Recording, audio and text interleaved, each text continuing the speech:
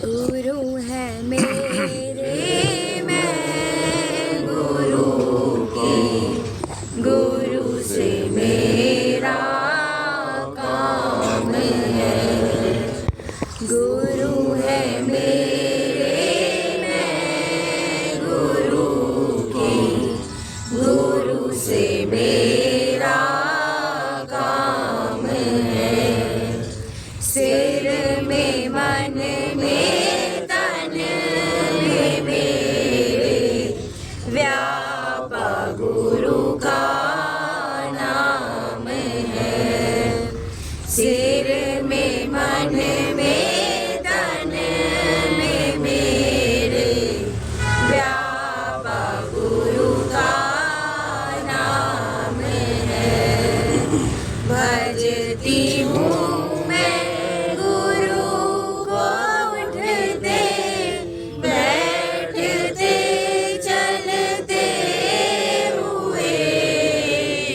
भजती हूँ मैं गुरु को उठते बैठते चलते हुए, जागते सोते गुरु का ध्यान आठों याम है।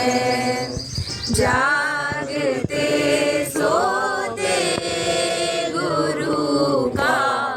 ध्यान आठों याम है।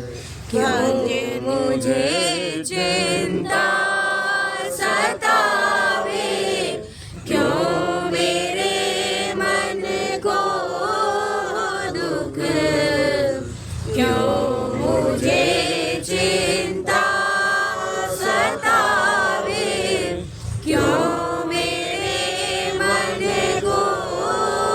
दुख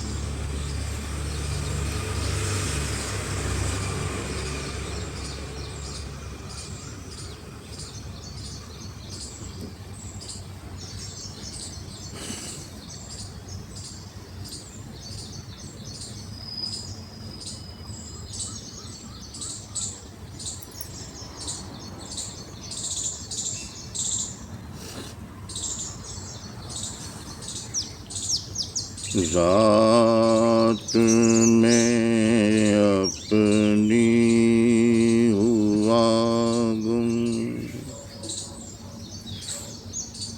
तुम भी गुम हो ना कभी,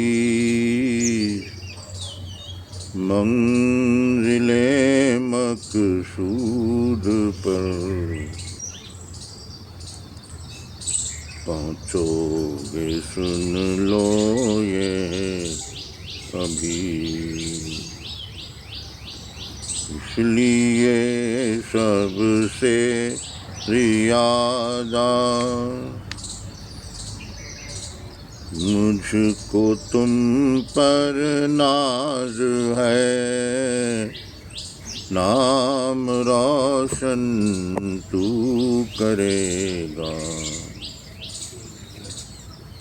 ये है दिली आवाज़ है,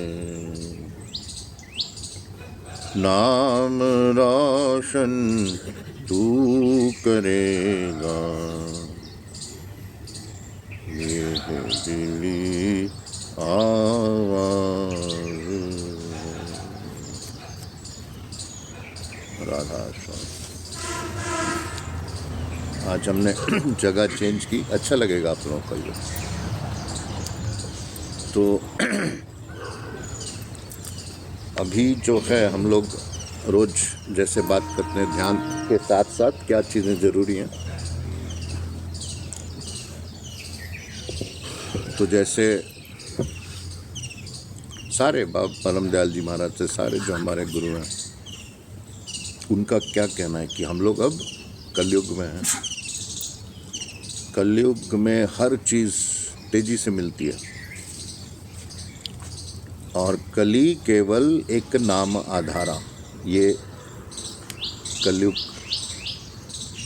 की निशानी है, कि कलयुग की खासियत है कि सब चीज़ जल्दी से मिलती है और कलयुग में नाम जो है आधार है, अगर आपको आध्यात्मिकता की तरफ जाना है। और उसमें अगर जाना है आध्यात्मिकता में, तो दूसरी शर्त कलयुग में क्या है? जिंदा गुरु का होना, ये दूसरी शर्त है।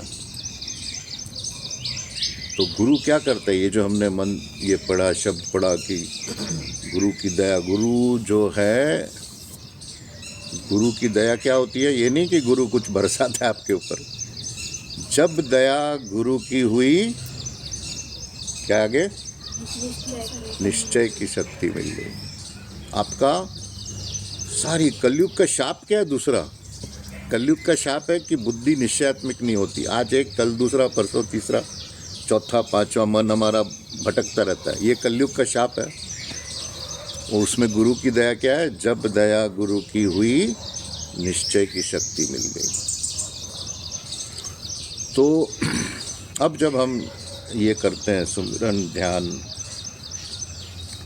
ये कैसे होता है? जब हम बोलते हैं ना ध्यान अंदर कर रहे हैं हम लोग, मन टिकता नहीं है, मन जाता है वहाँ छलांग यहाँ छलांग, खासकर जब ध्यान करने बैठो तो उसमें क्या है? ऊर्जा हमारी जो पूरे सारे ब्रह्मांड, ब्रह्मांडों के ब्रह्मांड, जितनी भी चीज़ें हैं, ऊर्जा एक ही है। जो शब्दानंद जी महाराज बोल बोल के चले गए, ऊर्जा एक है। उसी तरह से हमारे अंदर भी ऊर्जा एक है। जब उसको गुस्से में लगाते हैं आप क्रोधी हो जाते हो, उसको मोह में लगाते हो आप अटैच्ड हो जाते हो। एनर्जी वही है, जाती है हर जगह हर जगह हर जगह। और जो सबसे पहली एनर्जी क्या है हमारे, वासना की एनर्जी, काम, सेक्सुअल एनर्जी। सेक्सुअल एनर्जी यानी वो एनर्जी जब नीचे को जाती है तो काम वासना हो जाती है, और वही एनर्जी जब ऊपर जाती है तो आप जुड़ जाते हो, योग हो जाता है वो। जैसे पानी एक ही है, उसको ठंडा करो वो बर्फ़ बन जाएगा, भारी होगा, गिरेगा नीचे। तो वैसे ही हम अगर काम वासना को भोगते हैं ज़्यादा, हमारा सारा जो बीइंग है वो मटीरियलिस्टिक हो जाता है, भारी, वो उड़ता नहीं है ऊपर। लेकिन उसी पानी को आप आग दो, वो क्या हो जाता है, भाप हो जाता है, हल्का होता है, ऊपर जाता है ऊपर जाता है ऊपर जाता है। उसको जो परमदयाल जी महाराज बोलते थे कि पृथ्वी का ग्रेविटी उसको फिर खींच नहीं सकती, जो हल्का हो जाता है। तो वैसे ही हमने क्या करना है, हमने हमारी एनर्जी को जितना हो सके जितना हो सके जितना हो सके हल्का करना है, हल्का करना है। और दूसरा, कलयुग में कोई दूसरा रास्ता नहीं, आपको ध्यान से ही मिलेगा। आपकी दुनियावी इच्छाएं भी ध्यान से पूरी होती है। इतना स्पष्ट शब्दों में बाबा फकीर लिख गए कि आपने क्या करना है। एक तो आपकी इच्छा होनी चाहिए खुद की, और दूसरी ज़बरदस्त इच्छा होनी चाहिए। ये नहीं कि वो देख के चाहिए मुझे, आपके अंदर की इच्छा होनी चाहिए। गुरु उस इच्छा को आपको पुश दे सकता है। अगर आपकी इच्छा बहुत ही स्ट्रांग है, बहुत ही ताकतवर है, गुरु उसको पुश दे सकता है। लेकिन कोई भी इच्छा जो है वो आंख खोल के नहीं करनी चाहिए, आंख बंद करके। आप आंख बंद करके जो मांगते हो उसका असर हजारों गुना ज़्यादा होता है जो आप आंख खोल के मांगते हो। तो इसीलिए हम लोग जो बोलते हैं ध्यान में, मैं बोलता हूँ सब बच्चों को कि एक इच्छा लेके बैठो, वासना लेके, कि क्या आपकी ज़बरदस्त इच्छा है।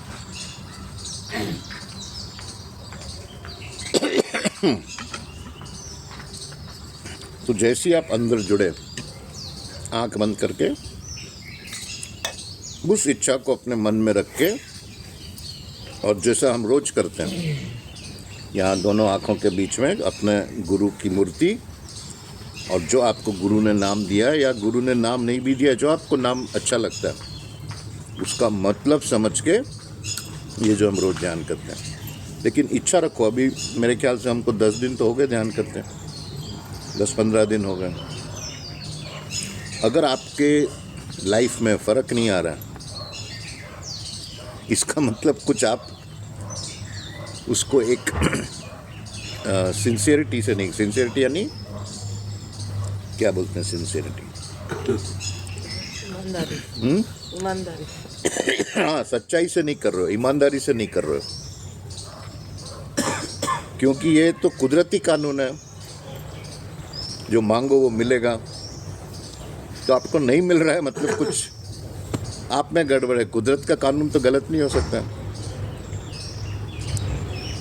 तो इसमें अगर आपका बाहरी जगत, अगर आपकी जो भी समृद्धि है, आपके आपस के रिश्ते हैं, अगर उनमें मिठास नहीं आ रहा है, अगर उसमें बढ़ोतरी नहीं हो रही है, मतलब आपका ध्यान सही नहीं है। ये कुदरत का अटल नियम है, मांगो और मिलेगा। तो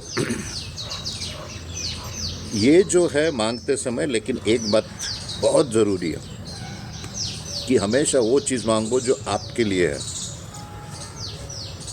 अब दूसरे के लिए भी आप मांग सकते हो।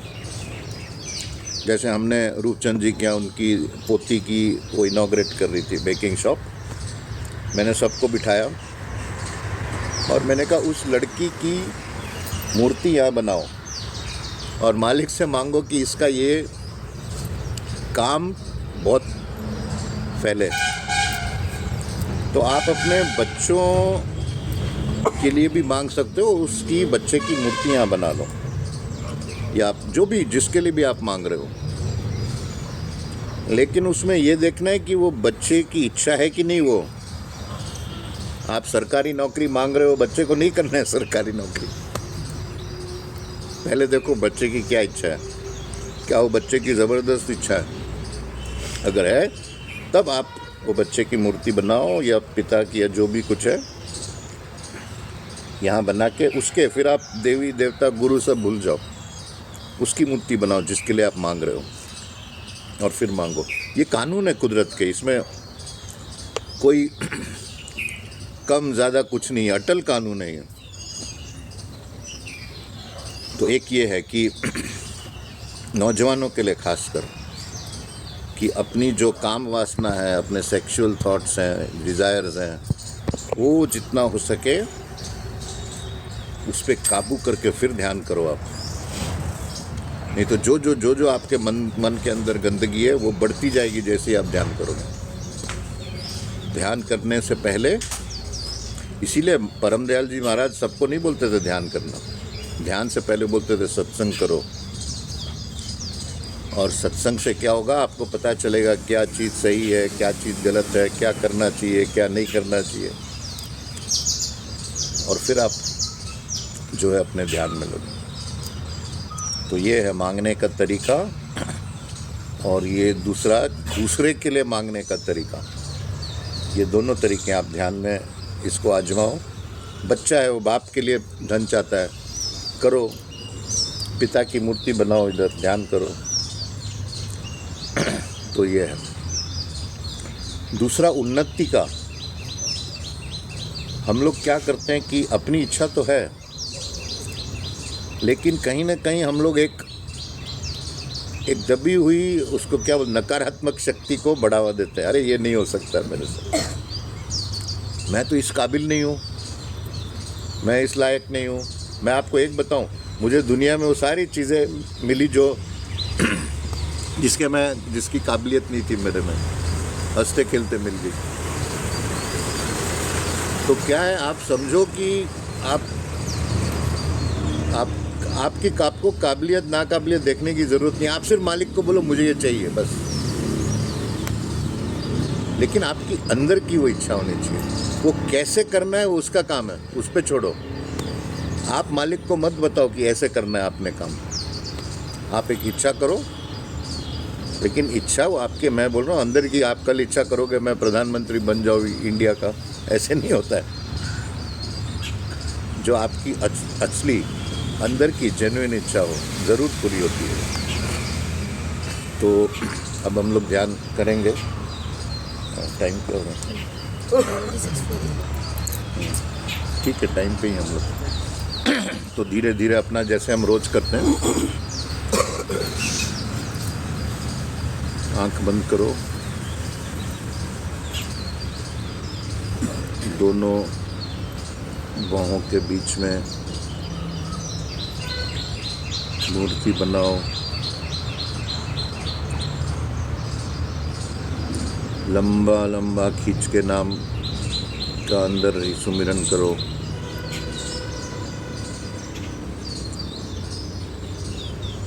और अपनी कोई ज़बरदस्त सच्ची इच्छा रख के और बोलो तुम ध्यान क्यों कर रहे हो, ये इच्छा की पूर्ति करो। धीरे धीरे सुमिरन करना है।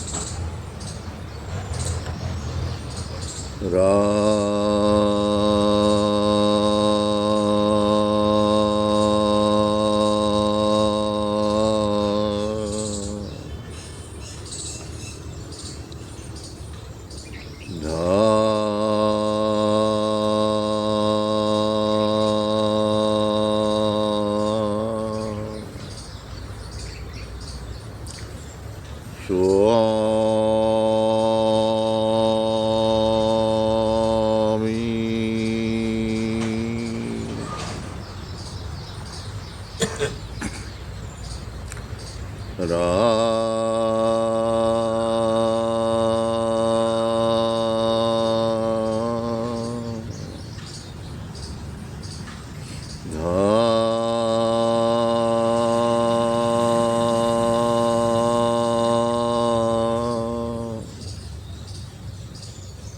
स्वामी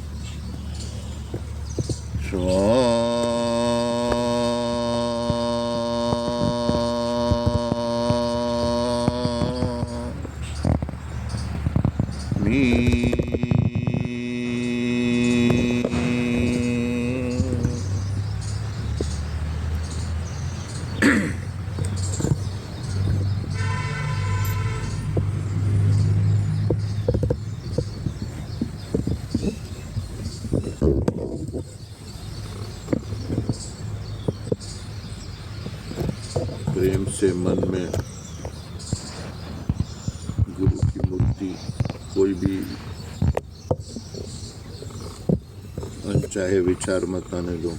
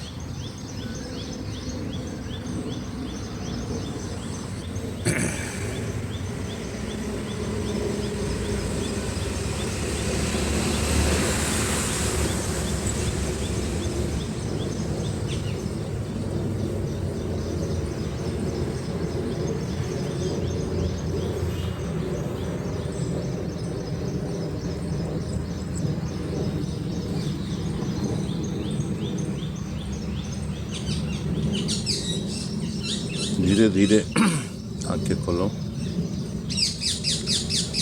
ओम असतो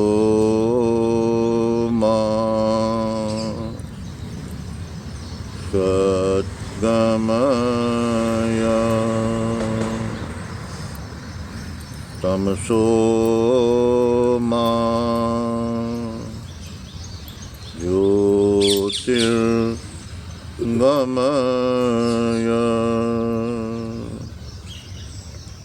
मृत्योर्मा